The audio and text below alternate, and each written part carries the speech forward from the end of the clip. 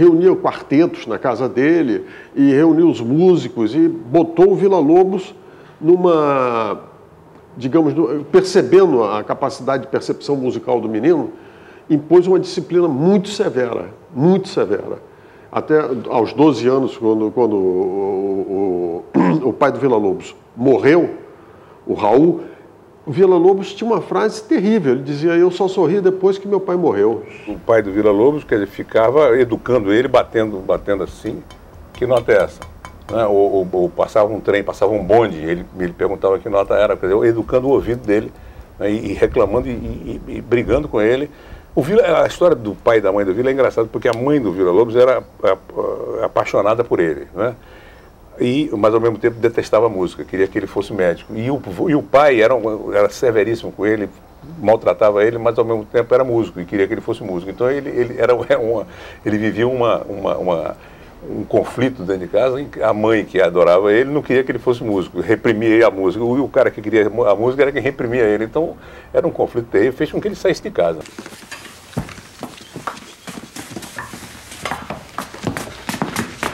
Não se meta, mulher! Não se meta! É esse pilantra que nos teus sonhos consegue um anel de doutor. Doutor de gazetas, isto sim. Agora veja bem, no que dá desfibrar um filho homem com afaguinhos e com colinhos. Mas a culpa não é da música!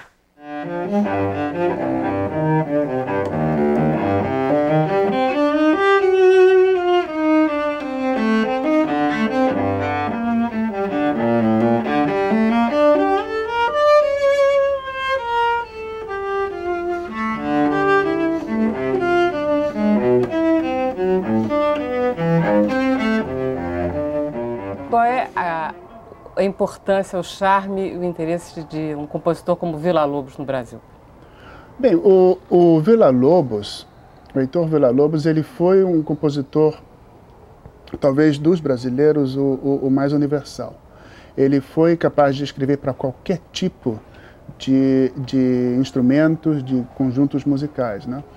E no caso do violoncelo, ele soube utilizar muito bem a voz do instrumento, né? Ele, como conhecia bem a técnica violoncelística, ele escreveu bem para o violoncelo.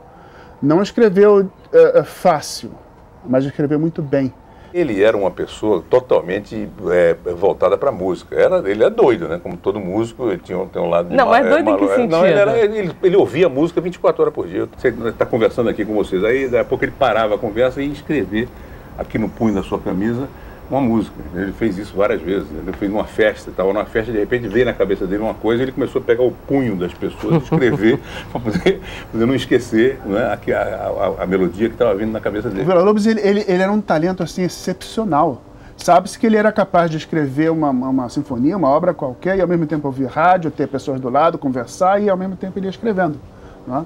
Então, ele tinha uma capacidade, certamente, de ouvir música internamente, né, para poder, aquilo que ele ouvia, ele era capaz de escrever. E com o violão ele fez coisas extraordinárias, né? Ele levou o violão a extremos que eu acho que nunca ninguém levou um instrumento. Quer dizer, ele compôs para o violão como pouca gente no mundo, né?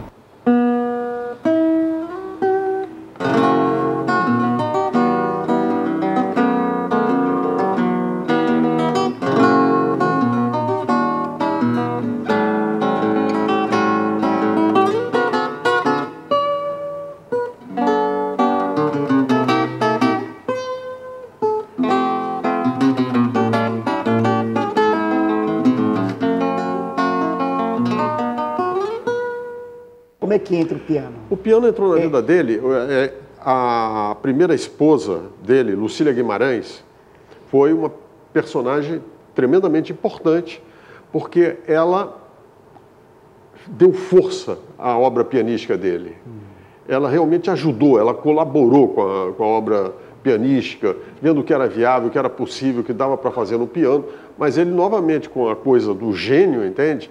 Ele conseguiu uma capacidade de improvisar no piano que era famosa. Ele sentava e dizia, oh, Anselmo, você, com essa tua personalidade, ia para o piano e fazia um retrato musical seu, fazia um retrato musical dos amigos. Isso era famoso em Paris, era famoso aqui no Rio de Janeiro, essa capacidade que ele tinha espetacular, não só de improvisar no piano, mas ainda fazer retratos musicais dos amigos.